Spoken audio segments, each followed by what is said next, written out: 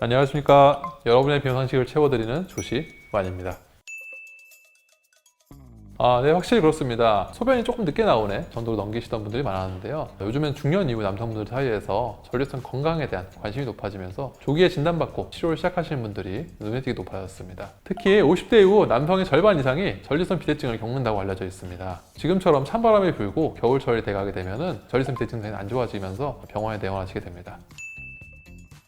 최근 한 달간 소변을 볼 때 습관을 기준으로 7가지 문항을 체크하시면 되는 그런 설문지가 있습니다. 다음 항목들인데요. 첫 번째, 소변을 다 보았는데 잔뇨감이 있었던 적이 있다. 두 번째, 소변을 본 후 2시간 이내에 다시 화장실을 간 적이 있다. 세 번째, 소변 줄기가 끊겨서 다시 힘을 줘본 적이 있다. 네 번째, 소변을 참기 어려운 경우가 있었다. 다섯 번째, 소변 줄기가 약하거나 가늘다고 느낀 적이 있다. 여섯 번째, 소변이 바로 나오지 않아서 아랫배에 힘을 준 적이 있다.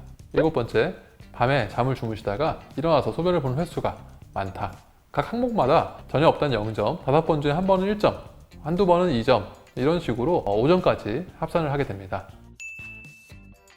간단하게 설명드리면 총점이 낮을수록 좋은 거고요. 총점이 0에서 7점이면 경증, 8에서 19점이면 중중도, 20점에서 35점이면 중증으로 분류합니다. 8점 이상이면 비뇨기과 전문의 상담을 고려하시는 것이 좋겠습니다. 하지만 꼭 점수만으로 판단하지는 않습니다. 개인별로 느끼는 정도가 좀 다를 수가 있습니다. 또 상태가 좀 다르기 때문에 증상이나 생활습관 등을 종합해서 보시는 것이 중요하겠습니다.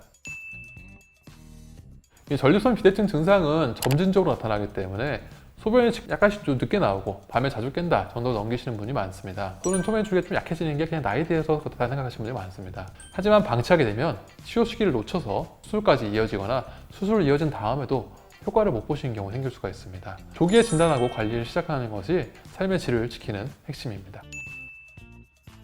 비뇨기과에 내원하셔가지고 전문의 상담과 검사가 필요합니다. 자가진단은 이러한 전립선 비대증에 대한 가능성만 알려줄 뿐 수술이나 치료 여부는 당연하지만 비뇨기과에 오셔가지고 방광 초음파, 요속 검사, 전립선 초음파 등으로 평가를 해야 합니다. 그리고 생활습관 개선이나 약물 치료, 시술, 수술 여부도 그에 따라서 결정되게 됩니다.